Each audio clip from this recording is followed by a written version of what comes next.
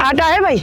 आटा नहीं है अभी तो आता है, वो खत्म हो गया। दूसरा स्टॉल लगाते हैं, वो खत्म। एक ज़राई मुल्क में आटे का बहरान, 2 वक्त की रोटी के लिए परेशान लोग या तो इमदादी सामान की ट्रकें लूट रहे हैं या फिर मुफ्त राशन के लिए अपनी जानें गंवा रहे हैं। 31 मार्च को कराची में मुफ्त राशन की तकसीम के दौरान भगदड़ मचने से औरतों और बच्चों समेत कम से कम 16 लोगों की जानें गई।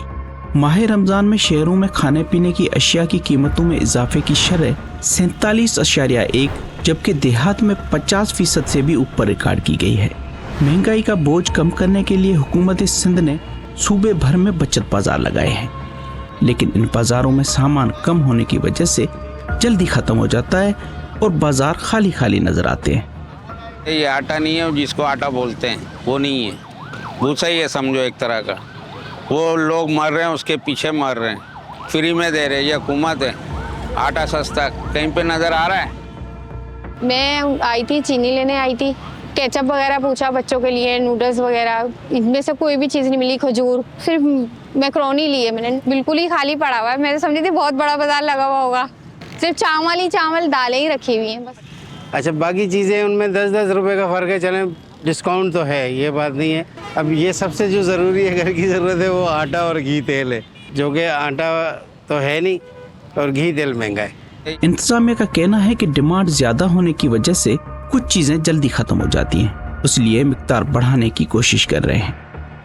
आटे का कोई इशू नहीं है। आटा सुबह आया था, 150 बैग्स आए थे 10 kg के, और वो आप ये देखिए यहाँ पर स्टॉल खाली हो चुका है, वो आटा ख़त्म हो गया।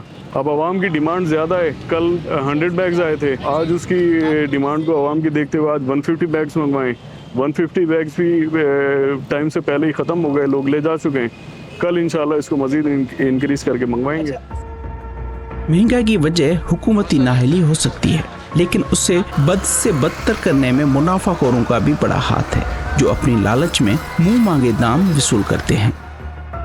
अच्छा देखिए, मार्केट फोर्सेस हैं वो जो डिमांड एंड सप्लाई के मुताबिक चलती हैं, तो जिस चीज़ की डिमांड ज़्यादा होती है तो उसका रेट बढ़ जाता है। तो फिर हम जो गवर्नमेंट के रेट्स हैं उनको अप्लाई करते हैं और उनको इम्पोज करते हैं।